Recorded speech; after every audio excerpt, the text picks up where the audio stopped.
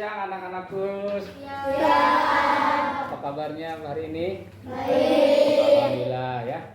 Baik, hari ini kita belajar menggabungkan dua kelas ya, kelas 4 dan kelas 5. Karena gurunya tidak ada, salah satu guru, jadi Bapak gabungkan ya. Baik, sebelum belajar mari kita berdoa terlebih dahulu. Baik, siap? Ya. Siapa yang pimpin aja ya? Apa kalian yang pimpin? Ketua kelas? Ya, ketua kelas ya.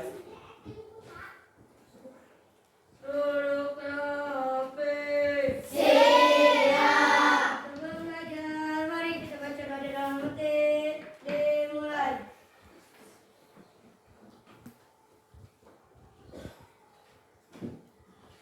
Doa selesai mengucapkan salam. Assalamualaikum warahmatullahi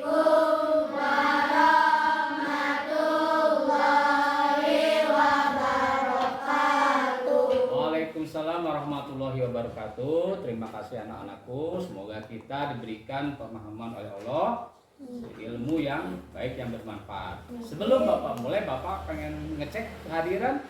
Bapak tanya aja ya langsung, ketua kelas 5 hadir semua? Hadir semua.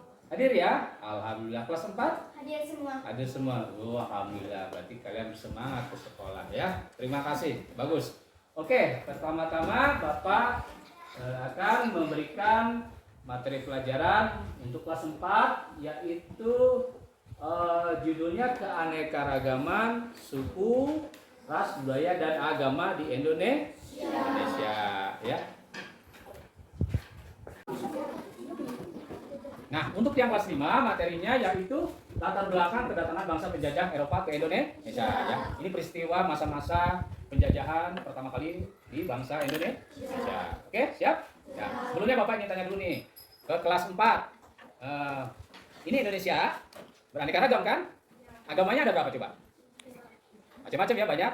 Sukunya banyak juga. Nah, nanti kita menggali ya informasi apa saja yang ada di dalam keanekaragaman bangsa Indonesia ya. Ini kelas 4 ya, ntar kita pelajari. Kelas 5.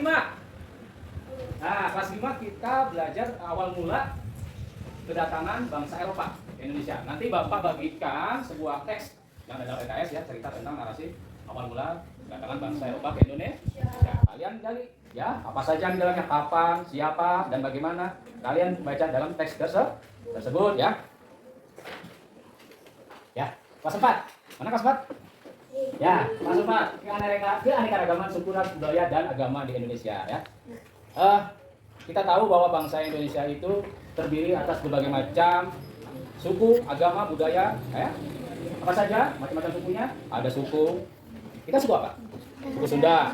Terus ada lagi suku Jawa. Terus ada lagi suku orang di Kalimantan itu apa namanya? Yang pakai bulu-bulu tuh orang Dayak ya. Seperti yang kemarin itu yang viral itu Ibu Ida Dayak itu pengobatan di orang Kalimantan ya. Agamanya apa aja kita? Masih banyak.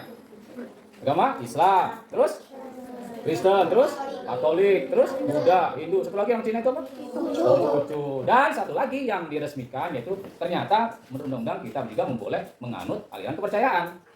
Jadi tidak beragama ya. Itu juga dibolehkan sama negara ya. Oke. Nah, tetapi macam-macam suku kita ini tidak menyebabkan perpecahan karena kita bermufakat bahwa semua negara kita adalah Bhinneka Tunggal Ika. Apa artinya? Ada yang tahu nggak? Coba. Bhinneka Tunggal Ika, dulu tahu nggak? Beda-beda tapi tetap satu ya. Kita tetap satu, berbeda ya. Oke. Lalu kenapa? Kalian tahu nggak? Kita kok berbeda-beda ya? Ada agama ini, ada suku ini. Apa? Kenapa penyebabnya? Bapak terangkan ya. Nah, apa saja perbedaannya? Keberagaman kita ini agama ya. Agama Islam, Kristen, Katolik, Hindu, Buddha dan Konghucu. Islam ibadahnya di mana? Masjid. Kalau Kristen dan Katolik? Hindu di mana? Ada tahu nggak? Namanya Hindu, tempat itu apa? Pura ya. Di Bogor ada tuh, yang di Taman Sari Ciomas. Itu ada pura, itu tempat peribadatan orang Hindu, semacam batu-batu yang candi gitu ya. Sama dengan orang Buddha juga, wihara ya. Dia juga ada semacam namanya tempat ibadah yang seperti Candi Borobudur ya, itu agama Buddha. Dan yang terakhir Konghucu, kita kenal namanya tempat ibadahnya apa di Kelenteng ya, ada patung-patung naga gitu ya, itu tempat ibadah. Nah, lalu suku-sukunya apa aja yang ada di Indonesia? Batak dari mana? Pulau mana coba? Jawa. Hei, Batak dari yang tahu semua? Sumatera, Medan, itu misalnya Batak itu orang. Ya. Terus orang Betawi di mana?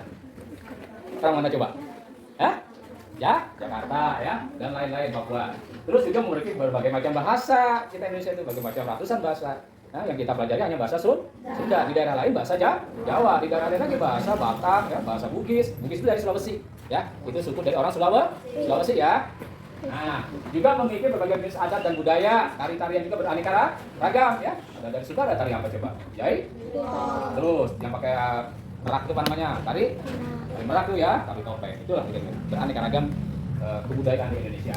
Nah, kok bisa beda-beda ya antara kita dengan mereka itu bisa beda-beda, beda pulau, beda agama, beda budaya? Apa penyebabnya? Coba kita bahas ya. Oke. Nah, inilah faktor apa saja yang berbeda. Apa yang menjadi kita berbeda? Pertama adalah kondisi negara kita yang tercerai-berai oleh laut, terpisah. Pulau sana, pulau seberang, ya, Pulau Jawa antara Pulau Kalimantan itu terpisah lautan yang jaraknya ratusan kilometer. Itulah penyebab kita menjadi negara yang menjadi negara kepulauan. Ya. Yang kedua, penerimaan masyarakat atas perubahan. Nah, masyarakat itu sekumpulan orang-orang penduduk, ya, yang kita menerima atas budaya orang lain. Budaya orang lain masuk ke wilayah kita terima, ya. Kita adopsi, kita ikuti bahkan ya. Terus yang ketiga, wilayah Indonesia yang sangat luas sekali, ya. Luas sekali, dari berbagai pulau itu kita beraneka ragam pengaruhnya, macam-macam pengaruhnya, ya. Terus yang kelima, ada perbedaan kondisi alam, ya. Kita ada wilayah di pegunungan, ada wilayah laut, ada wilayah dataran rendah, ada wilayah hutan. Itu menimbulkan berbagai macam karakter dari suatu penduduk, suatu masyarakat, ya. Itu pengaruhnya. Yang keenam, sejarah juga pasti ya berpengaruh. Sejarah kita mungkin dulu sering didatangi pedagang dari Arab, sehingga penduduk di wilayah kita banyak beragamnya Islam.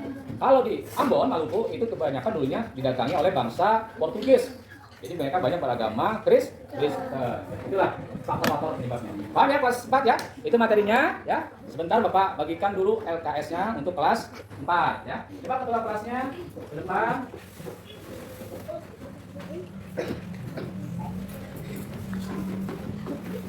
Ya, bagikan ke teman-teman kalian. Bapak bagikan LKS pengerjaan tentang materi yang Bapak barusan jelaskan ya. Bagian dulu, simpan aja dulu. Oke. Cepat ya. Bapak akan beralih ke kelas 5. Kelas 5, siap. Kelas 5 materinya adalah tentang peristiwa sejarah kebangsaan Indonesia. Kenapa bangsa Indonesia dijajah? Kita harus tahu alasannya. Awal mulanya harus tahu. Oke, Bapak ceritakan. Perhatikan kelas 5. Nah, ketika zaman bahula, dulu ketika masyarakat dunia sudah memperoleh pengetahuan teknologi yang lebih maju, ditemukannya berupa kompas itu penunjuk arah ya. Bangsa-bangsa Eropa yang rata-rata menjelajah ke dunia ya, berlabuh di Pulau Malaka dan Pulau Jawa. Yang pertama kali adalah, bisa kalian baca siapa nih? Bangsa mana? Siapa dan kapan bangsa Eropa yang pertama kali datang ke Indonesia? Ya, bangsa Portugis, atau sekarang negara Portugal. Wah, itu negaranya siapa tuh pemain bola tuh Portugal? Oh, yang Ronaldo ya. Nah, itu bangsa Eropa itu yang pertama kali mendarat di Pulau Jawa, di Laut Jawa, sekitaran Laut Sunda Kelapa. Ya. Kenapa mereka mendarat? Karena ingin mencari apa? Rempah-rempah. Ya, rempah-rempah itu apa sih? Bahan-bahan, makanan, bumbu-bumbu makanan. Orang Eropa mencari ke wilayah Asia, terutama ke Indonesia. Ya, itu dipimpin oleh seorang pelaut Portugis bernama Alfonso de Albuquerque. Ya, darat di Selat Sunda. Wah, sangat pelabuhan Sunda Kelapa. Ya, itu mereka mencari rempah. Kapan tahunnya? Tahun berapa ini? 1511. Sekarang tahun 2000-an. Berarti berapa ratus tahun yang lalu? Kurang lebih 500 tahun yang lalu atau 5 abad yang lalu. Oke, perhatikan ya. Oke. Lalu kenapa sih datang ke Indonesia? Tujuannya apa? Ya, tujuannya apa? Oke, Bapak jelaskan. Apa tujuannya ke Indonesia? Tujuan oleh Eropa ke Indonesia ada 3 ya. Pertama, motivasi ekonomi. Motivasi mencari uang, ya, mencari bahan-bahan makanan, atau kita sebut atau istilahnya motivasi gold. Gold itu emas, diibaratkan sebagai ekonomi. Apa saja yang mencari rempah-rempah ya, mereka mengambil dari kita, lalu mereka jual ke negaranya sendiri, ke bangsanya sendiri ya. Ya, berdagang. Jadi mencari di sini itu awalnya. Yang kedua adalah motivasi kekuasaan. Ingin menguasai suatu wilayah, itu bangsa-bangsa penjajah kolonial begitu. Mereka lama-lama waktu awalnya berdagang, lama-lama ingin menguasai wilayah. Orang-orang penduduk kita diusir. Ya, mereka punya kekuatan, mereka sudah punya senjata. Ya, kita masih belum mengenal senjata api, mereka sudah mungkin. Ya, terus yang kedua adalah motivasi penyebaran agama. Ya, Jadi orang Indonesia yang beragama Nasrani itu awalnya berasal dari agama yang dibawa oleh orang Eropa ke Indonesia. Negara kita kan awalnya beragama kerajaan, rata-rata beragama Hindu, Buddha. Lalu entar mungkin terakhirnya kita dipengaruhi oleh orang-orang Timur Tengah yang datang ke Indonesia membawa ajaran agama Islam. Ini ada 3 observasinya. Ingat ya, God, glory, dan gospel. Ya. Oke, selanjutnya. Nah, selanjutnya apa dampaknya kedatangan bangsa Eropa tersebut bagi penduduk pribumi? Apa dampaknya apa? Ayo. Rizky apa? Dampaknya? Iya, betul ya. Kalau kita dijajah kita menderita ya, terjadinya penindasan dan penguasaan wilayah secara paksa. Kita diusir dari tanah kita. Ya, mereka mendirikan rumah-rumah bagi orang-orang Eropa itu. Seperti yang terjadi masih sekarang ada ya di Timur Tengah gitu. Ya. Terus beruntungnya kekuasaan raja-raja Nusantara. Dia adu domba raja-raja kita itu. Sehingga adalah perang besar di Jawa, misalnya perang Jawa ya yang dilakoni Pangeran Diponegoro. Ya, ini adalah karena peperangan saudara, ya di mana saudaranya itu sudah mendukung Belanda, ya di Kesultanan Mataram Jogja, gitu ya, Pangeran Diponegoro itu, ya. Nah itulah dampaknya terhadap warga pribumi, ya. Nah setelah ini kita sadar akan harus merdeka, ya. Coba cerita kembali berikutnya, ya. Oke, nah ini ya awal kebangkitan bahasa Indonesia. Pertama, Indonesia sadar ya bahwa pentingnya kemerdekaan, bahwa pentingnya berdiri kemandirian bangsa. Maka pada abad ke-19 ya, pada tanggal 20 Mei tahun 1008 berdirilah organisasi pemuda yang berpendidikan, yaitu organisasi Budi Utomo. Nah ini awal dari kebangkitan nasional. Artinya bahwa para pemuda sadar akan pentingnya persatuan dan kesatuan dan kemerdekaan untuk mendirikan bangsa sendiri. Puncaknya, ikrarnya terjadilah peristiwa Sumpah Pemuda. Tanggal berapa Sumpah Pemuda? 28 Oktober tahun 1908. Ikrar Sumpah Pemuda itu adalah komitmen dan janji pemuda Indonesia untuk bersatu menjadi sebuah bangsa yang disebut bangsa Indonesia. Isinya berbahasa satu, berbangsa satu, tanah air satu Indonesia. Itu udah perjanjian, sumpah namanya.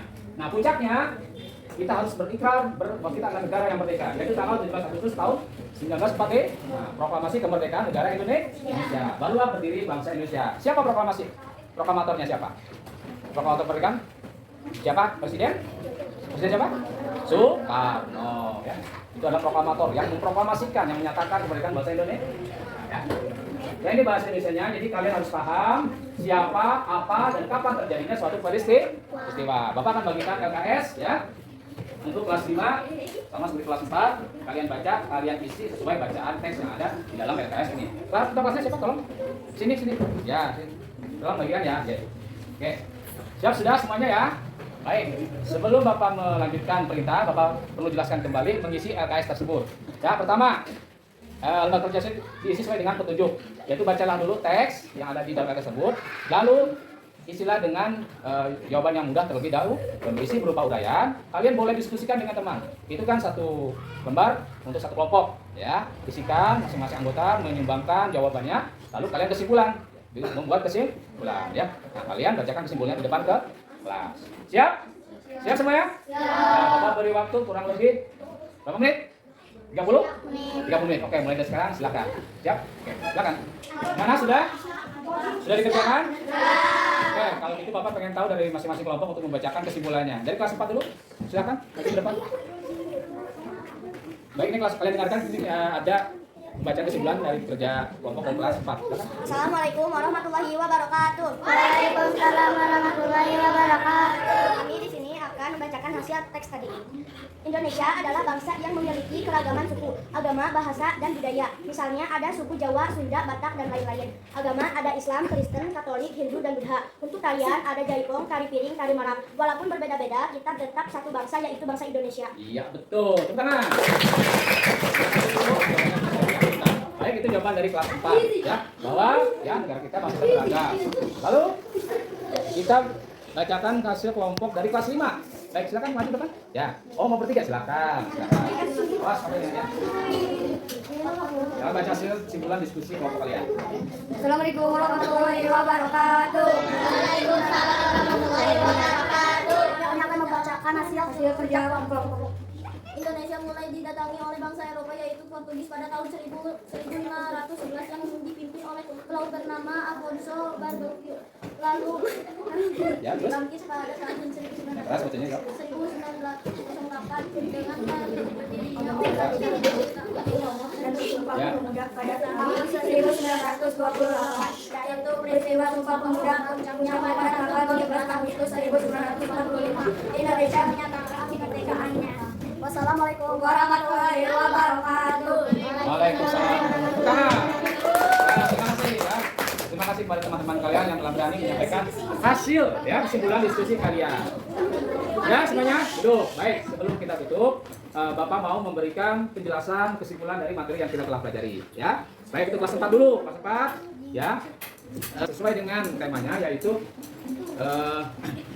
keberagaman suku bangsa dan Indonesia. Jadi bangsa Indonesia beraneka ragam suku bangsa dan bahasa. Apa faktornya aja? Tadi karena kepulauan, geografis, masyarakatnya dan sebagainya. Walaupun berbeda tetap satu ya, tidak boleh saling merendahkan, harus saling menghargai. Itu kesimpulan dari kelas 4 ya. Lalu dan kesimpulan kelas 5, perhatikan. Ya, kesimpulannya jadi bahwa peristiwa kebangsaan kita berawal dari mulai datangnya penjajah ya abad ke-15 ya selama berabad-abad lalu kita mulai sadar akan pentingnya kemerdekaan. Maka pemuda-pemuda yang berpendidikan mendirikan organisasi kepemudaan yang bernama Budi Utomo ya. Lalu setelah itu mereka bersumpah yaitu peristiwa Sumpah Pemuda. Kapan? Tahun 1908. Dari sekian serangkaian peristiwa tersebut puncaknya kita 17 Agustus menyatakan proklamasi kemerdekaan. Itu ya. Jadi harus tahu kapan, di mana dan siapa. Paham? Baik. Terima kasih anak-anakku. Sebelum menutup pelajaran, Bapak akan bagikan tugas untuk dikerjakan di sini ya, kurang lebih 15 menit. Ya, ini Bapak bagikan. Baik, sebelum menutup Bapak akhiri terima kasih dan Bapak ucapkan wassalamualaikum warahmatullahi wabarakatuh. Waalaikumsalam warahmatullahi wabarakatuh.